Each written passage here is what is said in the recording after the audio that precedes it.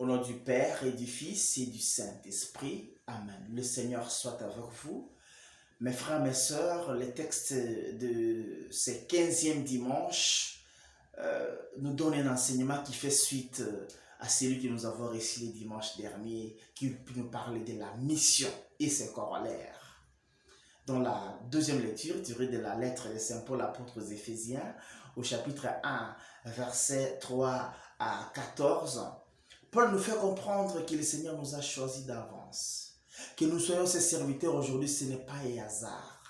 Ce n'est pas par la force des hommes, mais c'est parce que Dieu nous a choisis pour que nous puissions être mis à part afin d'annoncer l'évangile. Alors là, il faut un comportement conséquent, conforme à l'évangile que nous annonçons. Il y a lieu de faire confiance au Seigneur. Lui qui nous a appelés ne peut pas nous laisser tomber. Serviteurs de Dieu, agents de l'évangile, chrétiens, faisons confiance à ce Dieu qui nous a choisis. Il n'abandonne jamais les cœurs qui se tournent vers lui. Et dans la première lecture tirée du livre des prophètes Amos, au chapitre 7, versets 12 à 15, Amos, qui était du royaume du sud, le royaume de Juda, est envoyé dans le royaume du nord, le royaume d'Israël, pour aller dénoncer les abus qui se faisaient là-bas. Nous savons qu'Amos, c'est le prophète de la justice sociale. Il dénonçait les maux qui se faisaient dans la société. Il interpellait les dirigeants. Voilà le rôle prophétique qui continue l'Église aujourd'hui. Interpeller les dirigeants quand c'est nécessaire. Mais Amos n'a pas été bien accueilli par les prophètes, le prêtre Amasias. Comme le prêtre était le prêtre, les prophètes de la cour royale, et certainement il y tirait son gain, ses avantages. Dans ces flous-là, dans ces désordres sociaux, dans ces abus, il avait sa part. Alors il interdit à Amos d'exercer son ministère. Il lui dit, va chez toi, tu vas gagner ton pain là-bas. Comme si nous sommes appelés d'abord pour gagner le pain. Non, d'abord pour servir. Et c'est dans ces pièges-là que nous tombons régulièrement. Parce que nous recevons les biens de ceux qui font le mal. Alors nous ne pouvons pas les dénoncer. Nous avons peur de les dénoncer. Donc la force de la corruption fait taire le courage de l'évangile. Que le Seigneur nous en épargne.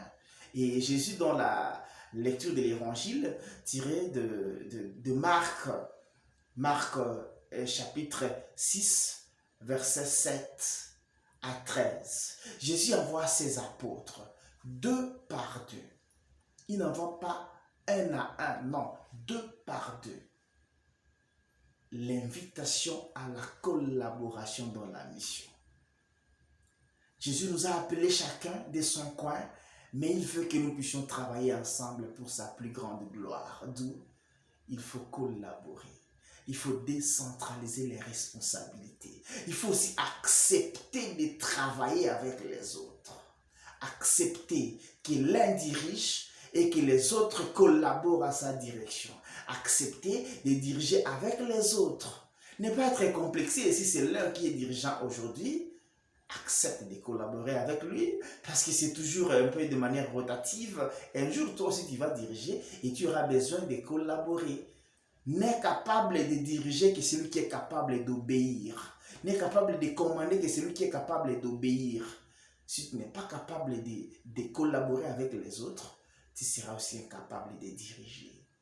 Et Jésus donne des directives encore. Il dit, ne prenez rien. Pas de tunique de rechange, pas de monnaie, pas de pain, seulement un bâton. Jésus veut que notre préoccupation soit d'abord le salut des âmes. Soit d'abord orienter, guider les âmes sur le chemin du salut. Et nous savons, le rôle du bâton chez un berger, c'est pour orienter les brebis. Que ce soit d'abord ça notre première responsabilité. Parce qu'aujourd'hui, nous mettons l'argent devant les soins des âmes. Alors nous faisons fausse route. Que le Seigneur nous aide à faire précéder les soins des âmes. Et ces âmes pourront nous donner à manger, parce qu'il a dit dans l'autre évangile que le vieux mérite son salaire. C'est-à-dire qu'il faut d'abord travailler. Et à la fin, tu peux avoir ce dont tu as besoin. Que ce soit aussi juste. Que le Seigneur nous aide à collaborer dans la mission. Que le Seigneur nous donne le courage de dénoncer le mal. De ne pas être... L'évangile, on ne corrompt pas l'évangile. et qui nous donne aussi l'amour de travailler avec les autres. Bon dimanche à toutes et à tous. Que Dieu Tout-Puissant vous bénisse, le Père, le Fils et le Saint-Esprit. Amen.